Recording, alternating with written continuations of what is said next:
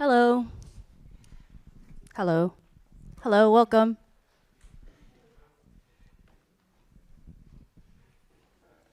I think we are already live, so if everybody is settled in, we're going to start. Welcome everybody to the first live panel conversation for the conference Effective Graphic Design, Dialogues between Visual Arts and Graphic Design. We are thus joined by two artists and two graphic designers who have together made, in pairs, an artist book. And today we'll be talking about their collaboration, synergy, and more broadly the process that goes on behind an artist book, or the making of an artist book. The structure for today is I will introduce every speaker shortly, and they will then present a project or their practice together shortly, after which we'll have a conversation and a Q&A at the end. So we will collect your questions at the end of this. I will also be watching my watch, so you have enough time, just so you know. I'm not trying to be rude. 5 minutes. Okay, so I will start with Katja Mater and Elisabeth Klement. Elisabeth Klement is an Estonian graphic designer and teacher at Gerrit Rietveld Academy. She's also the initiator, together with Pieter Verbeke of Sans Serif, a bookshop in Amsterdam dedicated to art and design books since 2011.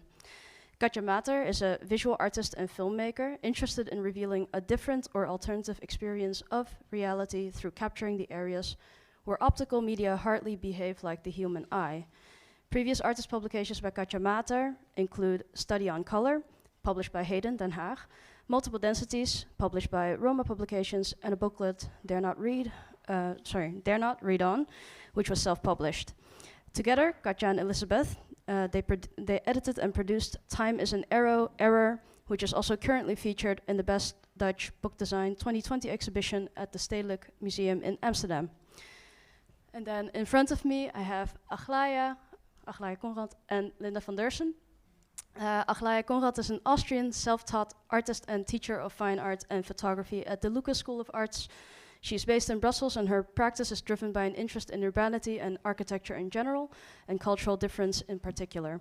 Aglaia has published many books in the past. You can see them here on the table as well. Because I am a few years older. She will do. Just to name a few, Elasticity, published by NIE in 2002, Iconicity, published by Walter Koenig in 2005, Desert Cities by GRP Ringier in 2008, From A to K by Walter Koenig in 2016, and most recently, Japan Works by Roma Publications, published this year. Linda van Deursen works and lives in Amsterdam, where she founded Studio Mevis and van Deursen with Armand Mevis in 1987. The studio works mostly for cultural clients and have produced identities for major cultural institutions such as Stedelijk Museum Amsterdam, Museum of Contemporary Art in Chicago, and events such as Documenta 14 and the Venice Biennale. They have also edited and designed numerous books for artists, photographers, architects, and designers, amongst whom Aglaia Konrad, with whom they produced 2 books, three books. Elasticity, Desert Cities, and From A to K. So thank you for joining us. It's so nice to see you together, artist and designer, and the books. I wanted to say already, I have a stack of these books also placed here on this chair. So please feel free when presenting or during the conversation. If you just want to touch and see the books closer, just go and grab them and pass them around. I think it also brings a little bit of dynamicism into the room. So I will give it over to Elisabeth and Katja now for a short presentation. Yes. Wrong slide.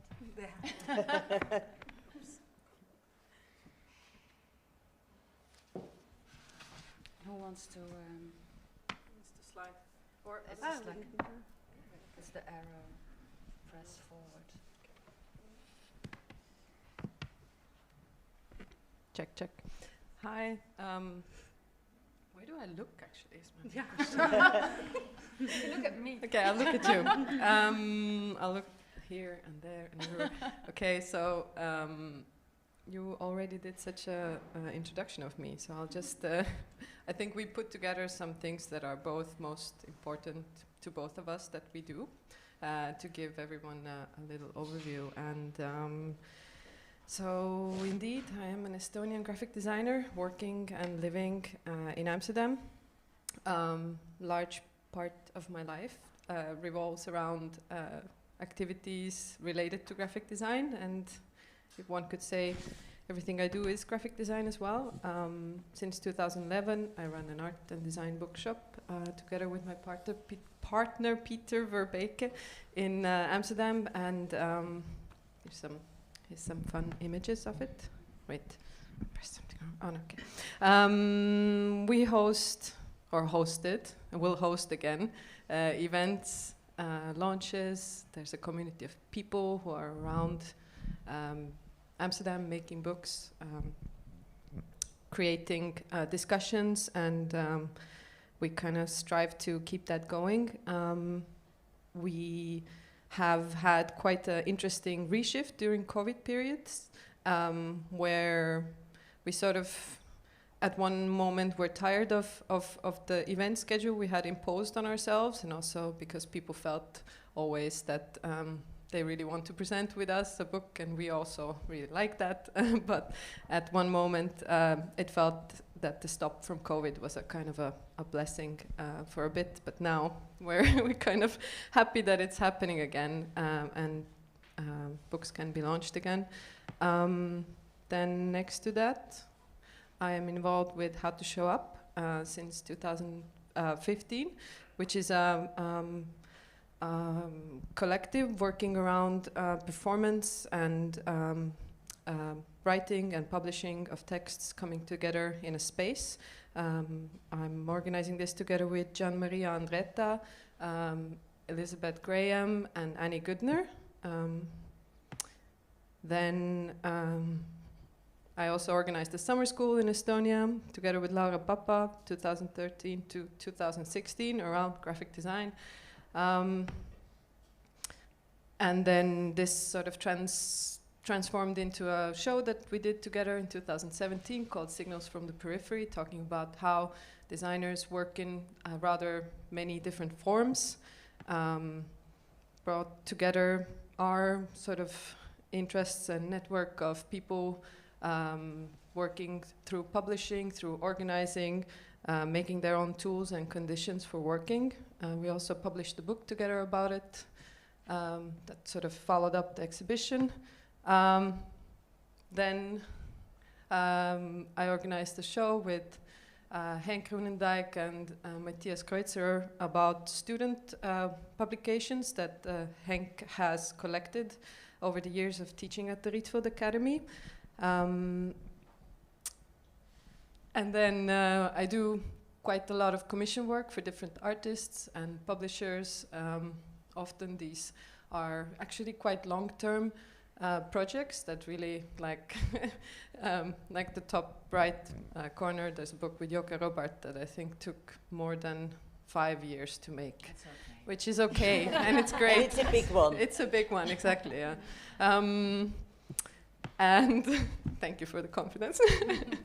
And then these are a couple things that I'm doing now. This is a podcast around kind of labor conditions in art that Alex Dimasiak and Zoe Dankert make. And we just made a presentation with Elisa van Jolen and her project EVJ Bag, which is also down the street at the New Institute as a resident lend bag that you can borrow but never own. And the whole project talks about kind of circulation of something that is as kind of vulnerable as a plastic bag is. Yeah, I'm going to pass this slider on.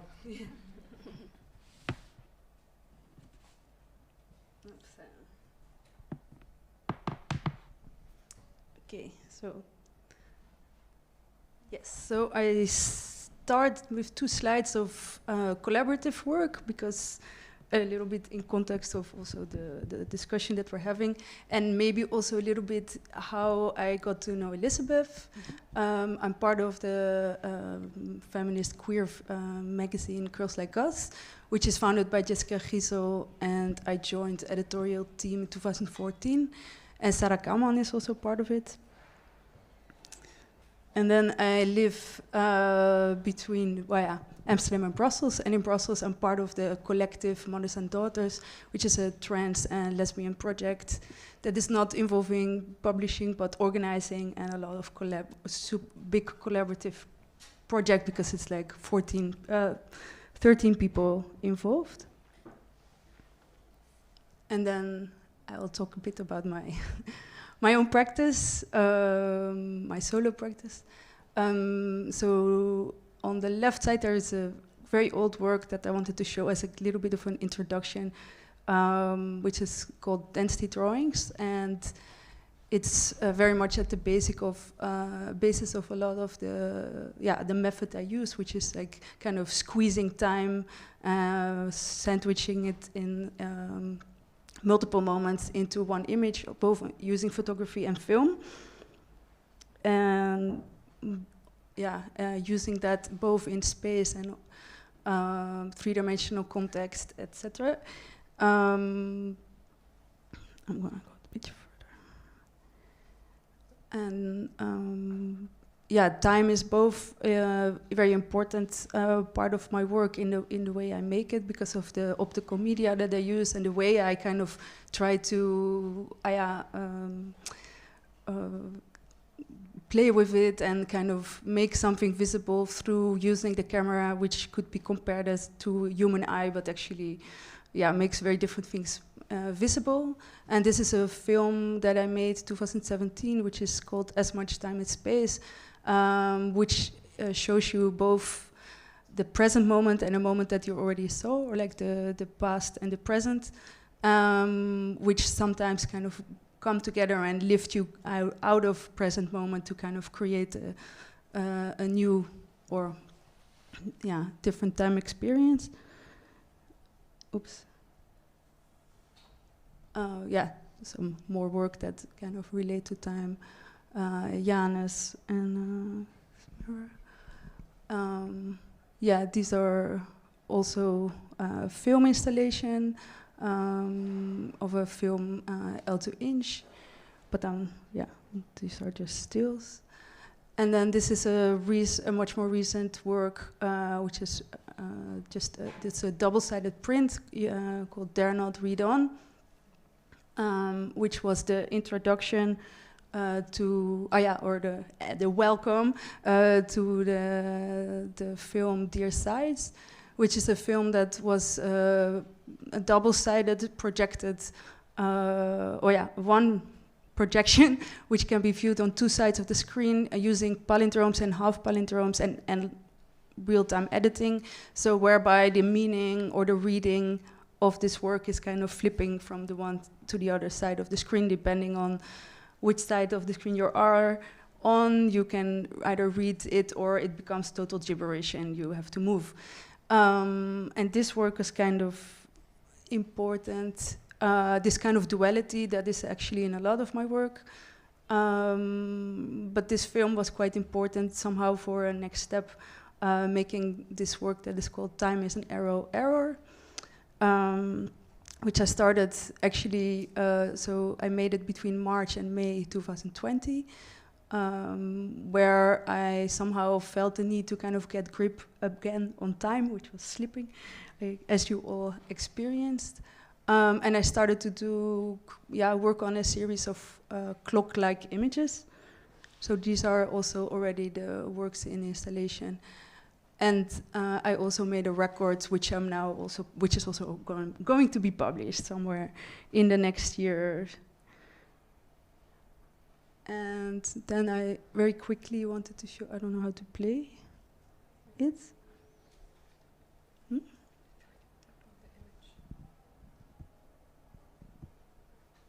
But doesn't matter. Oh yeah, okay, it plays. So this is my first publication study on color, which I did together with Veronica Ditting. But just gonna not to spend too much time on it. And that is the second publication that I did, which I worked also for 2 years, which to me was endless. And then was also actually part of how our conversation, how our conversation started, because I was like, I would like to make something light. I like to make something quick or not too, not too heavy. Which, although I'm super happy with this book, it also felt like after that I was like, I don't know about making books, but I recovered and now I made another book. Yeah, so now we're gonna kind of go between us. So these are some images of me working on the work. So this was at my home studio during lockdown. So these works are made by photographing half clocks and then using 2 different negatives and kind of layering 2 versions of this half clock on 2 negatives. And then because I felt quite isolated, I decided that this is a work that I wanted to kind of maybe share and in the moment. Although I never really share work online while I'm still busy with it, I felt like at this moment, it made sense, and I also needed some, connection to people. And so I started, while I was making the clocks, I was starting to put them online. And then Elisabeth wrote me in somewhere when I was still making the works, I think. Yeah, I think I was making an assignment for my students around time and the measuring of time, which I had to do over Zoom. And then I thought I'll just, I don't know, out of character, I'll write Katja that this should be a book. Because we had never worked before together, but then somehow it felt like a good idea. But you already knew each other as friends? Sorry for interrupting. Yeah. But we never worked before together, and I had decided that, I felt like already before that the work was kind of making itself. It was a kind of a weird experience where I was like, okay, I'm just gonna let it happen. So when Elisabeth said, hey, do you want to do a book? I was like, yeah, of course I want to do a book, yeah, of course. So there was not really, I really wanted to stay in the moment and go with the flow. So these are some images of just the process, the printing. Yeah, because the whole series of the clocks was digitally first composed, but then for the book we had to produce all of the prints, and each clock is 2 prints actually. So before we could, although it was a super rapid process, before we could actually start working on it, Katja had to print all the clocks, which was a quite an intense process because the color really needs to get already through printing, the work needs to get correct, and then next moment you'll have to get that correct with printing as well. So there was a lot of layers of color and printing and again and the reproduction.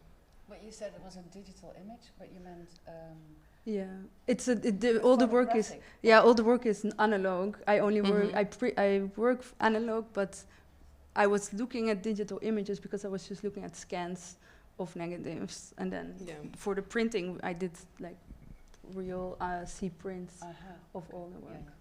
Yeah. Why? Why C print? No, why actually first printing and then publishing? Or just a question. Just curiosity. Yeah, because to me the printing process, although because I work still analog, the printing is still part of the making to me, because there is still like a lot of space there, which is, I don't want to nerd out on photography, but I do find it to be important. Yeah. So. Yeah. Next image. I mean, here we're talking about marshmallow. It's talking about the height or the thickness.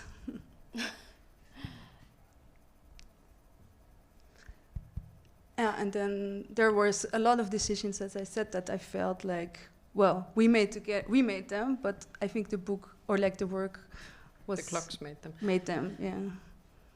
Yeah, I mean, the two halves coming together is a part of the work, two different prints. So then it also felt that with the book, the same moment had to happen. So through the way that each of the katerns was folded and so on. So then the numbers kind of realigned themselves into the book, also for the page numbers.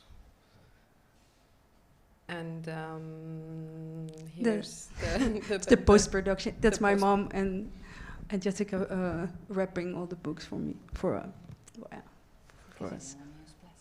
Yes, Yes, correct. that was we did that not was want very to use important plastic. decision. Because for once there was I was working on a project where there was not a publisher in between who always, not always, but often people either want to put something in plastic or then really like make sure that the cover is durable. So I thought, okay, this is possible now. Yeah, we have some images from the inside. There's all the drawings of Katja planning out the clocks, the reproductions, the system.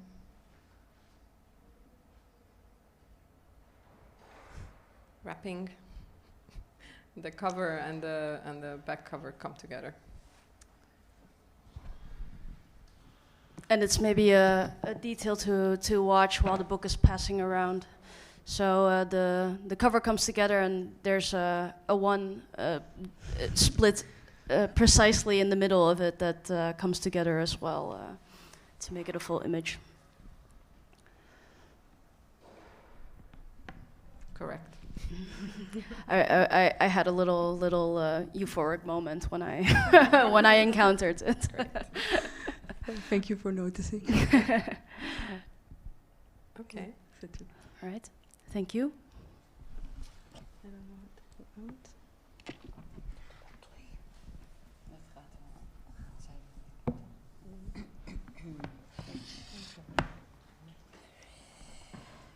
Okay. I try to do it very fast because there's many, and I decided we are talking about books, and it's a bit strange to show everything in projection. So I brought some books with me. Anyhow, some are not anymore available, so that's for you to discover. Actually, I met Linda and Armand in the early 2000s. We met actually through Moritz Küng, who is a Swiss book nerd and curator who used to live in Brussels, and he was curator at the Single in Antwerp. Next to this, he made exhibitions, and that was in the second part of the 90s in Brussels. Very rare thing that today became quite usual, but at the time almost nobody did exhibitions in his or her apartment. So Moritz made these exhibitions in his apartment, and he invited me, and I thought, well, we're in an apartment, there is a sofa, and there is a table, and I'm gonna make books, which I couldn't find in my storage, so I couldn't bring you one. But anyhow, through Moritz, who knew Linda and Armand, they studied together at the Rietveld. And so they knew, and Moritz was a big fan of their design. And he didn't work with, he was really hardcore. He didn't work with anybody beside with them two. And actually, mostly with Armand. No. But so I was kind of introduced to, through, because I worked a lot with Moritz. I was invited to many exhibitions, and they always made the catalogs and publications for group shows. So that's how I got to know them. And we somehow had, from the very beginning, without talking a lot, we had a beautiful understanding of each other's works, and So then, finally, I could make my first book. After working 10 years as an artist, I could make my first book, and I thought there is nobody else than Amor and Linda. So I asked them to design it. And the first book is this one, Elasticity. And the lecture before was Cuauhtemoc, Mexico. That's an image I made when I was in Mexico. It was the Hotel Mexico, which doesn't exist anymore in this form. So we made this book, and interesting enough, at the time when we were talking about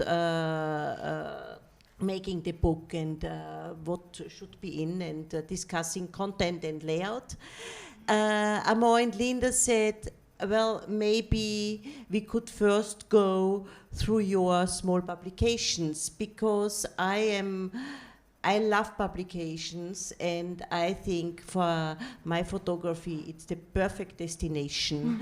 It's another space I can relate to, and I can organize, or they can organize, because what I do, I basically throw them the piles on the table. They do a first organization, and that is somehow kind of filter for me to step in, and then we continue in a kind of ping pong. But in the early 90s, I made small publications because I love it. Do you want to go to the PDF? No, that's not on the PDF. Maybe This you one? can.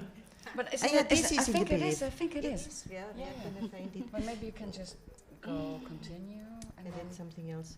but maybe it comes No. after. Yeah, very late. Anyhow, Shall I just- fast. That's a publication I made on Sao Paulo, and what I did is I mirrored the images. So if you turn the page, you see the same image, but you see it mirrored. And funny enough, and I did this with all images, and funny enough, it takes people quite long to discover. So they go and go and go and look at them, and half the booklet, suddenly they go back and say, I've seen this already, looks familiar. So anyhow, I thought it was beautiful. This first, we are not used to look at images mirrored, and secondly, this delay in looking. So then I made one for an exhibition in Bolzano, where I took 2 photographs, I enlarged them, and then I cut them up. That was in 95 or 94, and then I cut it up in A4 format, so you cannot reconstruct the whole image anymore, but each part, each fragment becomes an image on its own. And Linda is going through the copy cities, and the copy cities I made in 2000, there it is. The copy cities I made in 2003, because I thought, well, making a big book costs so much money, and I don't have this much money, so I have to apply for subsidy, and it's so boring to feel dependent, as if you cannot do anything without money, and you make yourself dependent, you make the work dependent, and you always have to beg, and there is someone saying yes or no, good or bad, and I thought, hey, stop it, I just make it, basta. So I made these 12 copies. Misschien ga je weer terug. Dat gaat te lang duren. No. Nou, ik dacht van... So yeah, go forward. So I thought I make these 12 cahiers, I call it, myself on the copy machine, and it's a work. And it's 12 different issues. Each has a different layout and content and focus and Voila. So this was a bit the basis for our collaborations, because Amo and Linda knew and thought somehow that's a good idea to Yeah, for absolutely. departure. Now, I mean, maybe I should say something first also about the work of Aglaia. When I first started to understand this work, it was actually incredibly new and very different than any other photographic work that I had known. I was very much into how she was, documenting cities. It was a sort of photography that I didn't really know. I hadn't seen it before. It was very, very free. You could say it was not about one good picture. It was always about a collection of pictures that had many different, showing very different aspects. But also, I thought every single photo was good. And there were, in retrospect, there's also a lot of topics that appeared in these images of Aglaia that were later discussed, like the huge, gigantic cities, the kind of sprawls of cities, the kind of urban development. Then there was also a special interest in architecture, for instance, structuralist buildings, but also brutalist buildings, everything that much later became much more looked at and studied. But all these subjects were already in Aglaia's work so much. And so the way that so first of all, it was a very different kind of practice as a photographer. So she also didn't really like the term photography. So photography was a tool, but she was more like an artist who kind of, collected images and then used them in very different ways also to make exhibitions with. Yeah, a photographer who loves the copy machine. Voila, that's one thing. But the other thing was also that how you made books was incredibly liberating for me as a designer, because the way she treated her images was something that you as a designer, can think of, and you have a kind of fantasy about it, but you never dare to, propose these things like, hang on, why can't we, mirror your image on the next page? And then I remember that I bought this book, and I was just completely, I was so intrigued by this whole approach, because I was thinking, she does the things that you, as a designer, these are the things that come to your mind when you really think about how to make someoe's work. May I ask, and when you encountered that book, around what time was this in your practice? How long had you been practicing? Maybe 20 years together. Well, my practice is 35 years, I suppose. Yeah, no, but when you encountered that and had this feeling I think Late about 90s, early 2000s? Yeah, I think so. Like what Aglaia described, early 2000s, maybe late 90s. And I think at that time, publishing was very, like Aglaia said, it was incredibly expensive, and it was something that you couldn't really get near to as a designer. You were lucky, when you would get an assignment as a, to design a publication. And I remember very well that at the very beginning of our practice, let's say 35 years ago, we got some assignments from publishers, but we were so experimental in our whole approach that we never got an assignment of these people again. So every time when we had to, it almost felt that we had to start new. We had to start with a new kind of, maybe an idea of publishing, and only with the arrival of the personal computer, the PC, and things moved in our hands, in our direction, desktop publishing and, typesetting, and, everything became so approachable. It also led to the collapse of traditional publishing and made way for new types and new forms of publishing, which were incredibly attractive and gave us as designers much more freedom and power and liberty to also take on different roles. And this was really incredibly nice. Anyway, it's so funny. Aglaia, I fucked up Aglaia's presentation with going through the images, and now she's fucking up mine. but it's actually quite okay, because I think maybe we can also just use this as a jumping off point to start, because it's already happening naturally a bit, and I think that's really nice.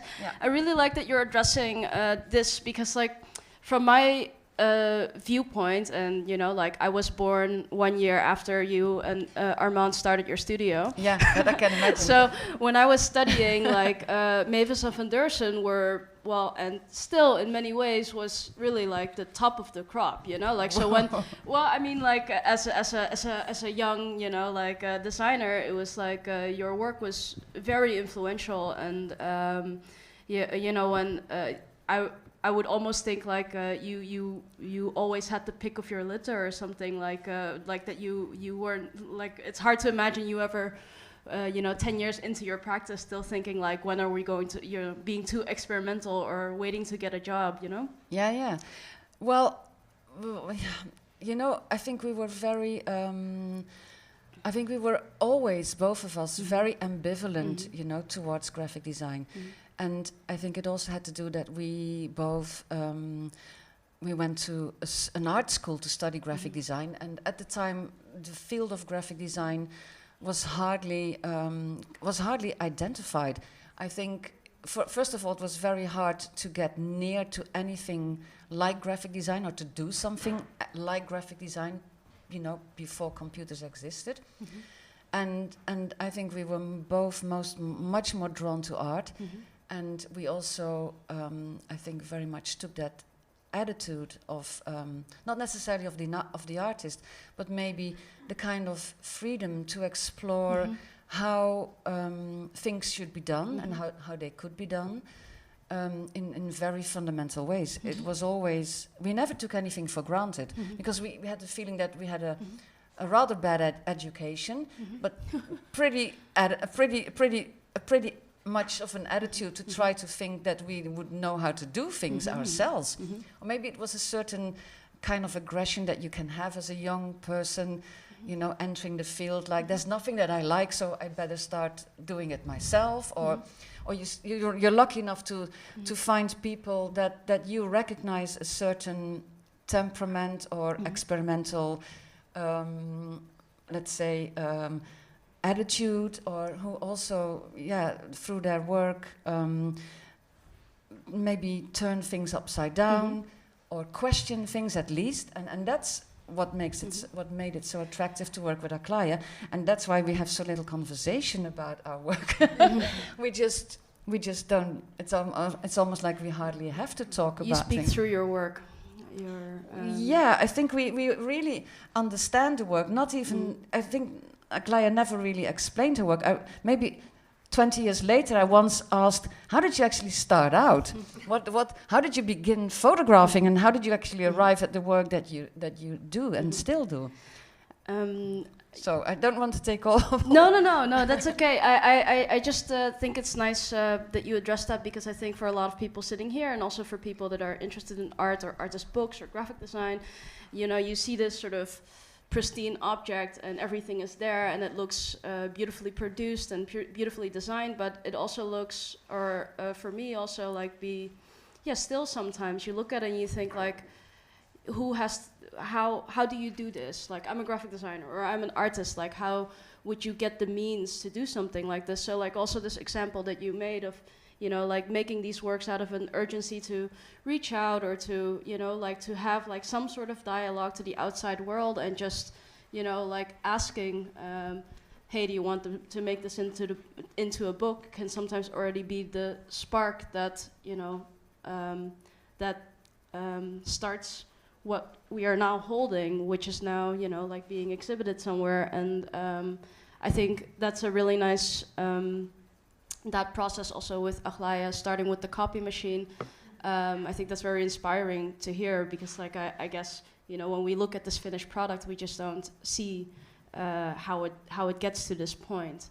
And you already touched on money a little bit, and it almost feels indiscreet to ask, but I think it's important for all of us out there thinking like, how, you know, like how do you put something into the world? How was that process to, you know, for instance, you self-published this book, decided to self-publish this book, and you touched on it already a little bit, that, you know, you worked on multiple densities for 2 years, which was a very drawn-out process for you. I'm imagining that might be a reason to self-publish, but I'm wondering, like, what for you are the pros and cons of publishing yourself or with a publisher? What have you experienced? Yeah, the experience of publishing with a publisher was, of course, very nice. But it also took it a little bit away from myself. I feel like it's really like living its own life without me being part of that so much. I mean, of course, maybe books do that anyways, but like when I also had no overview of anything of how it was living its life, let's say. So I was also interested, and of course I know many people who do self-publishing, and for this specific work, I also feel like I wanted to keep it close, and I wanted to have that experience also to balance it against the experience of working with a quite well-known big publisher. And then there was something about the speed and the money. I mean, the money. The speed that it had, I felt like the work was so much about this moment and in the moment, and it had to stay that way. And so I kind of just looked at, I mean, I did ask for funding, but I was just looking for funds that have short turnaround. That was the only selection process, so that we could make it as quick as possible. And we did. Like recently, we were saying like how long did it actually take, and we were both kind of slightly surprised actually. I think it was under half a year. Yeah, less with everything, with the production of works, everything. And elasticity, or from A to K, how long was this process? You see, A to K is a very, very particular book, because I had this show in Museum M in Leuven, and I had already the idea to play with the notion of an encyclopedia. And of course the title From A to K says it all. And I thought I cannot do this alone, and I don't want to do this alone. I'm interested in collaboration, I'm interested in the discussion. So I organized 6 people, artists and theoreticians and architects from different fields, people I know. And I asked them to discuss with me the notion of the encyclopedia and how we can turn this into an interesting book without being pretentious or too serious or whatever. So what we did, we had for at least half a year or 3/4 of a year, I would say, regular meetings, evening long meetings and discussions, before even Amor and Linda came in, because I thought I have to have somehow a bit more clear idea in order to explain them what it should be. So the moment arrived, I knew a bit what it should be, and then I contacted Amor and Linda, and of course, like always, they came in my studio and they said, Aglaia, you don't have to explain too much, we understand. Yeah, I mean, I remember that this was also quite a low budget book in a way. Remember, because it was coinciding with a big exhibition that they had in Leuven, and yet there was very little money for this publication. So it was quite limited in terms of what we could do. And I'm now showing all kinds of photo, let's say full color pages, but actually the majority of the book is black and white, and it's actually a very simple publication. And I think the budget was really also determining the amount of pages. It was determining the sections that could be full color and that should be black and white. And then also the amount of your time, I'm guessing? Yeah, it kind of, this book was an interesting one, because we very much liked the list that one of Aglaia's the people that was involved in the project was Konrad de Dobbeleer, if I remember well, also an artist from Brussels, and he he kind of compiled this list of keywords from A to K that were very prominent in the conversations that had been going on, for maybe half a year or a little bit more. And the list, the basic of the list is, you might have seen in the projection there was with the copy cities in 2003. I made one cahier which had contained no images, but only city notions like galactic city, galaxy city, garden city, gargantuan city, etc. So I had this, in 2003 I collected all these words which are either titles of architects' projects or it's titles of films or books or whatever. And eventually also became, every time I look for a title of a book, I go back to this cahier and I look and so the desert cities and elasticity and iconicity, it's all in there. And so this was the basis of the list. And then Konrad, in all the meetings, Konrad wrote down all the words he could write down and understand and write down. And I thought it's a really interesting proposal of him, because eventually it's a kind of, you can read back the history of the discussions, because all the words, everything in there has been mentioned in connection to my work in the discussions. Beautiful. Also an index of sorts. Yeah. Yeah, so it's three columns. It's the words, then there's the images, and what I thought was really, sometimes it's hilarious, the combination is a bit anecdotal, but you have the words, the list of the words and the image, and there's nothing designed. It's just by chance. Yeah. And because it was so complicated, this layout, every time Linda had to change an image, the whole list changed. So it's just a snake, you can imagine. Yeah, no, I can actually. Yeah. These are the worst. No, I mean, we loved the list, and then we also kind of thought it should be leading for the whole publication, and then the kind of inserting of images. So, that would be, and it would lead to interesting combinations of text and images, somehow random, sometimes making sense, but that seemed attractive. And there were other pieces of content in this publication too. There were essays, and there were sometimes little lemmas that were inserted, and small essays. So they also have their own typography. But like I said already, it was a snake. So every time when Aglaia said, maybe I'd like to have another image here, or like maybe a horizontal of, it's like, So I think at that time our assistant Eva was making this publication, and she especially was making all the corrections, and she was sometimes in tears too. It's not funny. That's maybe a point, because as I explained, I have so many images, and then I throw them, and then you have the favorites, you have to kill your darlings, but you're and quite so forth. Organized. Because Sorry. But I Roger said the same. He said the same? Roger, with Roger Willems in Roma, I was making my latest book, the Japan works, and he said the same. He said, you're always changing in another image, in another... No, but I think we're prepared for this, and I also think it was not a problem. I think you also, I remember this project that you had maybe 7 panels or maybe 11 panels with groups of images that were somehow together, and they were always introduced by a main image, front and back, full bleeding, and then so there was although it looks random, there's a principle. There's groups of images that are somehow being shown together in this publication, and the text is somehow running through it.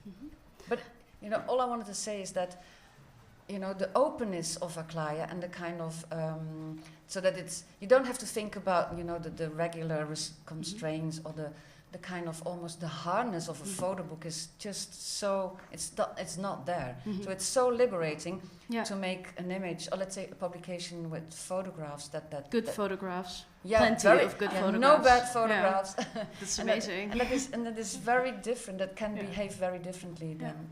And it's also our job to make make sure that Aglaia is not mistaken for a photographer. Yeah. I'd like to ask two more questions before we open it up to the audience. I'd like to ask Katja and Aglaia what the better exhibition space is, the book or the museum. Oh, good one. And if you could imagine a book of your work to precede an exhibition rather than the other way around, or stand alone. Well, you use the word exhibition, so then I'm gonna have to say the space, because to me a book is not an exhibition. To me a book is more closer to a work, or at least, yeah, I think it's often a second version of the work, where the the process of, well, yeah, printing and organizing and making a new system, because you kind of, in the collaboration, it's kind of the inventing, and this is what you also describe, it's the inventing of a system for this work to lean on, and thereby kind of reinvent itself a little bit, or that's how I experience it. And then, yeah, so it's something else. Oh, but for many people, like also for me, actually your work and Aglaia's work, I know mostly through books and not through the exhibition space, and I'm very grateful for artist books for that reason, because I get to build an intimate relationship with your work at my own pace that I can return to, and every time I return to it, it changes. So for me, it is a very well. I experience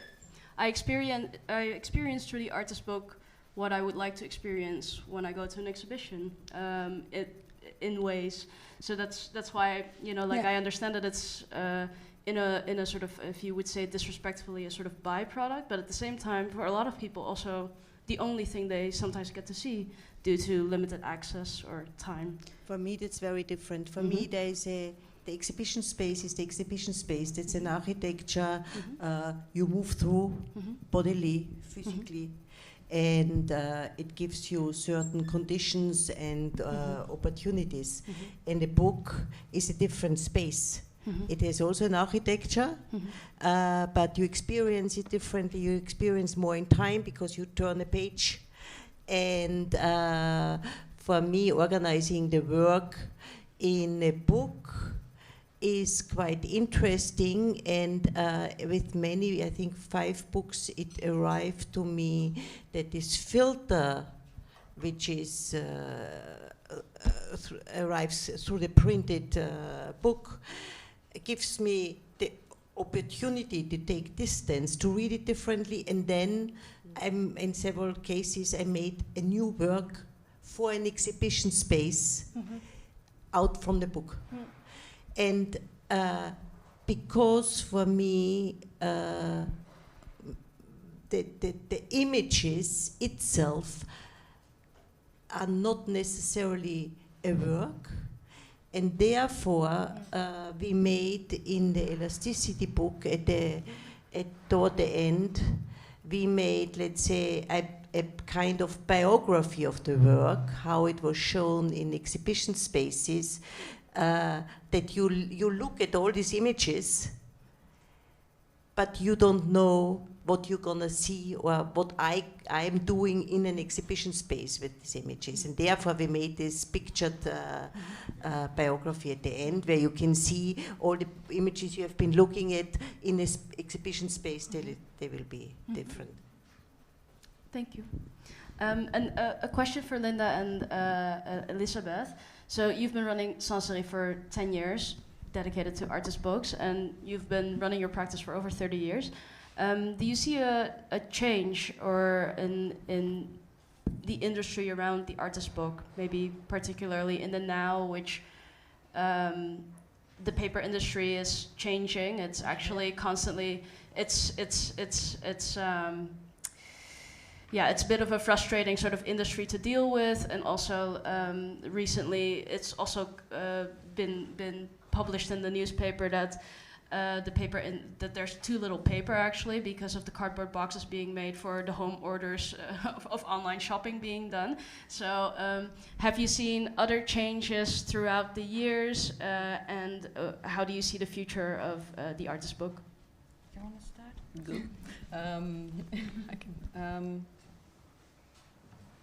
I think if we look at the last couple of years and speaking about what you, Yin Yin, were saying, that getting to know someone's work through the books, you have access to things that you might not geographically have access to. So I think we saw a kind of larger interest in also people purchasing things or being interested in publications to experience from a distance people's works. And obviously a book has materiality. You get to spend time in this kind of a paper space, and all these qualities have become very important. And indeed, this paper crisis is, as a maker of publications, also is just both slowing down, but also making the experience of both designing a book and also probably owning a book or purchasing a book much more poorer, because you are kind of wrestling all the different conditions together and making a lot of compromises. And of course, what will happen is that buying publications will become much more expensive and difficult, and maybe that's the sad future. I'm not a fortune teller, but this is something that, like, through economic conditions, I can see that might happen. Whereas I think the interest has grown over the years now to make books and to really circulate them through these small bookshops, but also institutions really want to solidify an exhibition in a form of a publication, and not just a catalog, but a self-standing thing.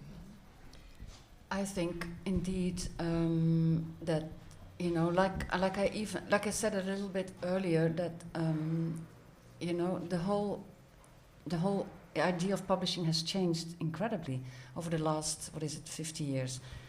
I mean, when I was studying, I remember that there was one book that I really liked, and it was a book that was made in former Eastern Europe by the wife of Elisabeth, and it was a book about the work of Elisabeth. It was the only book in the library in art school that I wanted to have in my possession, and I was borrowing it all the time. But all the other books were kind of, you know, ugly, or there was nothing in it, and I think this whole thing has completely exploded, but also fragmented. And I think that the kind of the amount of books that are being produced and who is producing them, there's so many more opportunities now. Mm-hmm. It's a completely different field, and I mean, I think it's a good thing. But the other thing, what is maybe also the case, is that like Elisabeth already said, these books somehow also need to be sold, and there's many art book fairs and opportunities where people can directly sell their publications to an audience without the interference of a bookshop or anything. So you can also say that there's so much attention for these, and I also think there's a standard forming for how books should look. I think the level in general is incredibly high, but it's also very homogeneous. They're quite boring. They're all pretty, and they're very well designed, and the materials are all well chosen. It's almost like everyone knows how to design books, and it's a bit of a shame, you know. That I think is maybe the thing that bugs me about this. But yeah, what else can you do? It's a call to return back to the copy machine. Yeah. Yeah, for instance, yeah. I would like to open up the floor to some questions from the audience. You've had a chance to browse through some books, so looking around.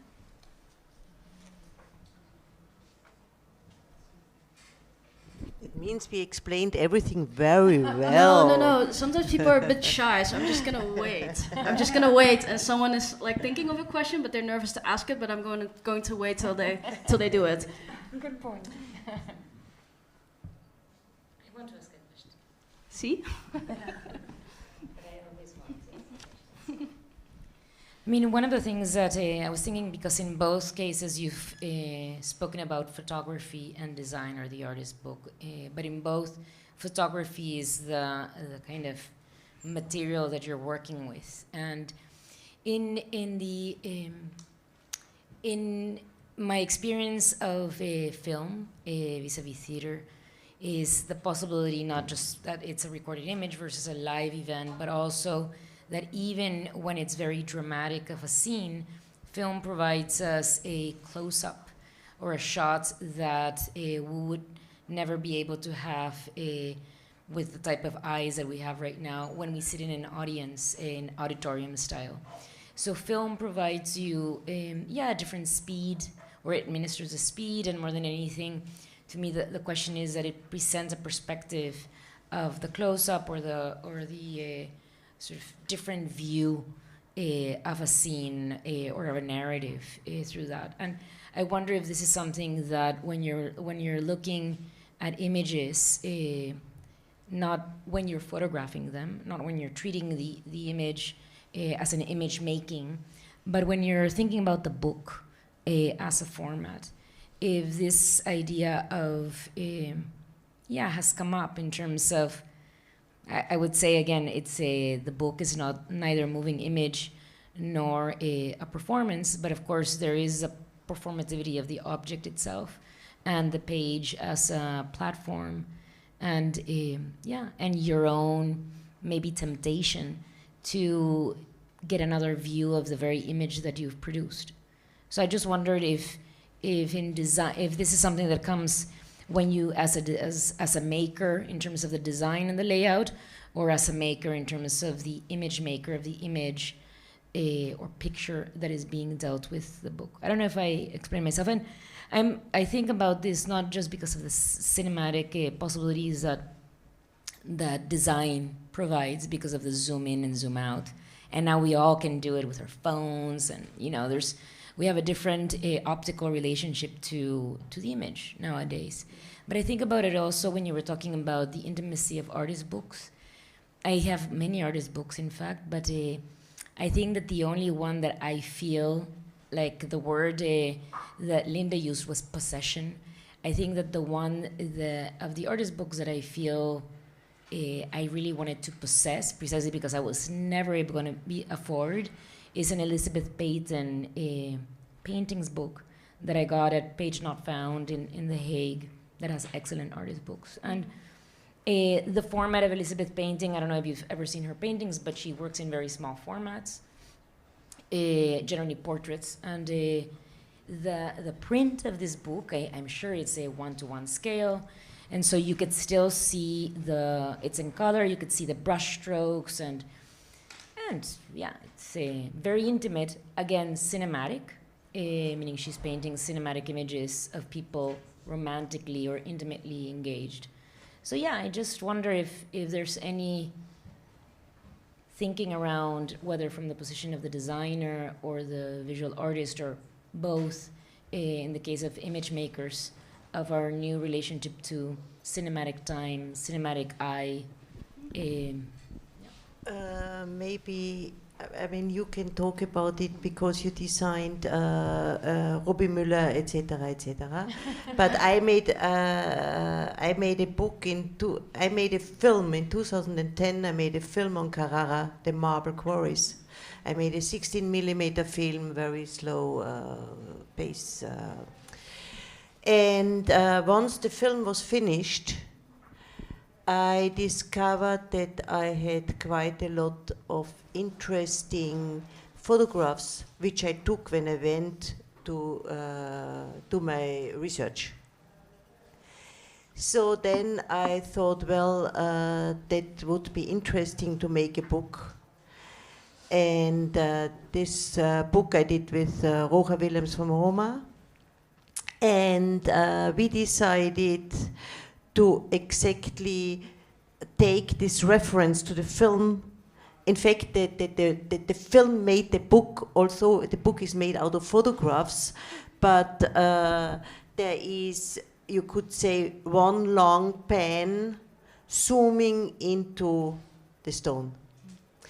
And the ordering of the images, or the images are straight cut. There's no gap in between, no white space, nothing. They just follow and they move along the pages, and they don't respect the format of the photograph. And it's basically one long pen zooming in, and the cut, of course, the sharp cut is of course a reference to how they cut marble, and also how you cut physically a 16 millimeter film. So that's as far as Beautiful. my cinematic idea translated into a book. Beautiful, thank you.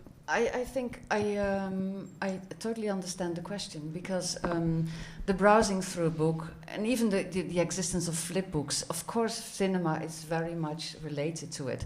It's a sequence, there's an order. The only thing, with a book is that you can also go back. So there are different principles. But and if you're certainly talking about the editing of image books, then maybe principles of film definitely can be applied, or you become very aware of that possibility. But I think you can even apply this to maybe theater techniques. And then I would like to maybe mention the maybe even also the methods of Bertolt Brecht, that you want to cut through, like Aglaia used the word cut, but I also think to interrupt sequences, or to break them, or to end them without any reason, or to destroy a certain beauty. I think these principles are much, or let's say, equally important to me than maybe to create a stream of images. Maybe you need to establish a certain view, or a viewpoint, or a rhythm, and then to kind of break it, or to interrupt that. That is very important to me as well. Maybe. Oh. Thank you. Also, nothing's working. We're shut off. Oh yeah. Hello? We're being cut off. No, I wanted to, what Linda was saying about the idea of interruption. I have this connection with the cinematic, or kind of the speed of images also to paper and to surface, because that's something that I always feel that is the biggest tool of interruption almost, and sometimes unjustifiably heavily used by designers. And I always, that's something that for me is like a really huge cut, because it also it affects your speed of going through publication so much once you arrive with a similar subject matter to a new surface. And I think, when we were making the publication also, there was so much discussion around how the duration of which you spend going through the book. And I think the paper is a huge actor in the cinematic design world. I did notice the bulk of Time is an Arrow, and how it emphasizes the mirrored image, because it doesn't bend as much due to the bulk and thickness. So that's I see time was spent in that. Beautiful. Sorry. Maybe a last remark. Yeah, but the cinema experience in the book, and the relation between film and publication, it's actually the book that I'm not yet made, and that this book kind of happened, but I have been thinking, because I have been making film since 2003, so there is quite some different works that I would be interested. So it's something that I definitely focus on in other books. Of course, that's like a literal translation of cinema into books. But I think maybe it's not completely answer to the question, but thinking about zooming into a work is something that I find space in publications that I do not really find space for in exhibition context. Is all my books have this kind of chapter of process that is a little bit of something that works in a publication, and it is a kind of a zoom in, or it's not even, it's almost like the backside of the process. And I feel like the behind the scene. I don't want to say it; it's too much. But yeah, I do think that the book gives me that, and it works. Okay, thank you so much. And I'm going to wrap up because in 15 minutes we have a conversation with Mark van Schlegel and the book lovers, David Marotto and Joanna Zielinska, in about 15 to 20 minutes. And I would like to thank you so much for this conversation and for bringing the books. Thank you for inviting us. Yes, and we'll leave them around a little bit, so if you still want to browse in the coffee break, feel welcome to. And yes, thank you for joining today. Thank you.